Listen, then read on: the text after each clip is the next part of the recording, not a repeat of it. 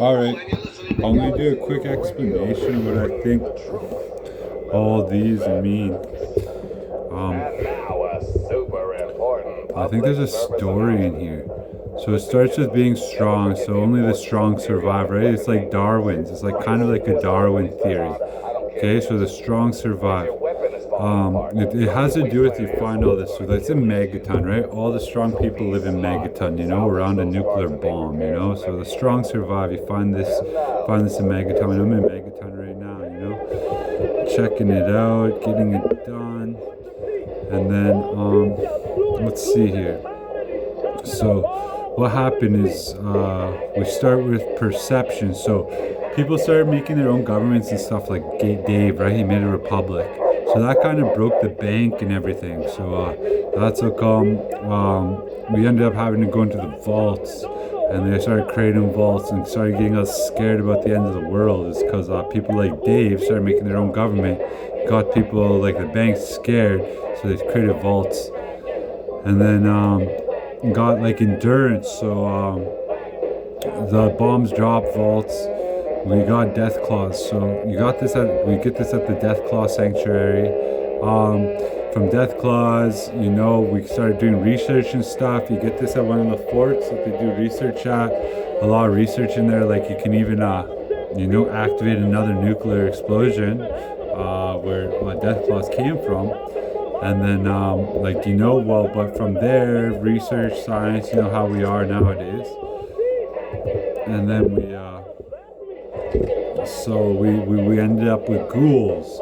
And you go to Dunwich, it's pretty scary in there, but you get up the melee weapons.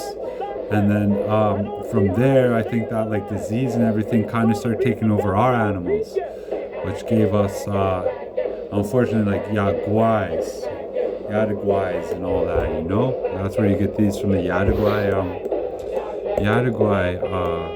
sanctuary. The next is charisma, where you get from the clones, right? So those like Dave is getting cloned over and over again. So then that's where they're making like a clone army like Star Wars, and you get this one from Raven Rock, right? So they're making a clone army, but that clone army is they get tainted like by like being vampires and stuff like that. Like you got your main vampire Dracula and all the underlings and everything like that. So that ends up being like slavery.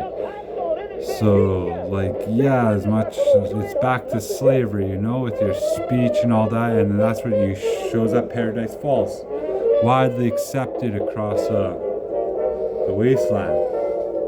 Slavery there, cause like the vampirism that comes from war and that kind of stuff, taking advantage of each other, and in the first place, everybody becoming clones. So like clones, so on and so forth until slavery. And then we got our intelligence, which comes from Rivet City, which would be like the best place to stay, right? If you consider it all, like Rivet City is a place you want to be in Fallout 3. And then you got your explosives. You got your science. Science comes from another vault, 10A, where things go out of order and you're not supposed to be like, using science in that kind of way. But it does, and that's how people get hurt. And that's where in the end you gotta go to like Rockopolis sometimes and just kind of do your own thing, you know what I mean? Because you don't want to burn anybody, you don't want no one to get burnt, so you just do your own thing at Rockopolis. Explosives. I'm trying to remember where explosives came from again. Oh yeah, so the radio station kind of like broadcasts everything, right? So like here we are at Rivet City, the radio station is talking about everything that's happening. So we are now scientists and we think, oh, the world's open, we could do anything we want with it, the world will still know us, we'll still be famous for this. And that's where we hurt each other. So it's just best sometimes to just go to Rockopolis and take care of yourself if you really want to survive and last the longest amount of time.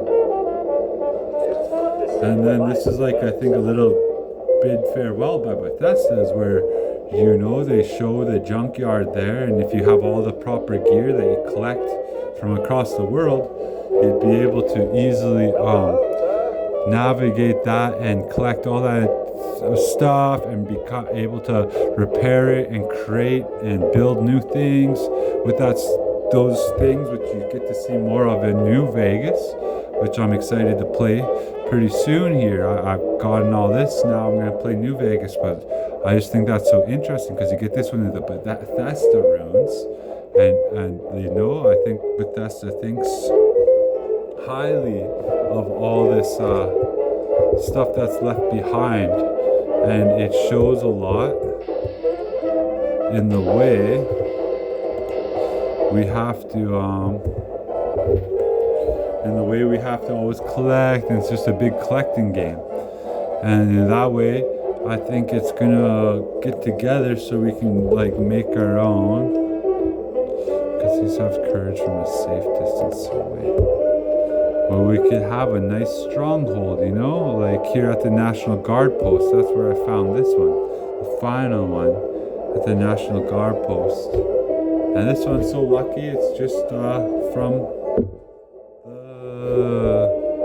Arlington graveyard or something like that. But it's from the graveyard for sure. Like, you know, lucky people, death is the easiest way out. And that's my little explanation of Fallout 3 bobblehead story. Thank you for listening.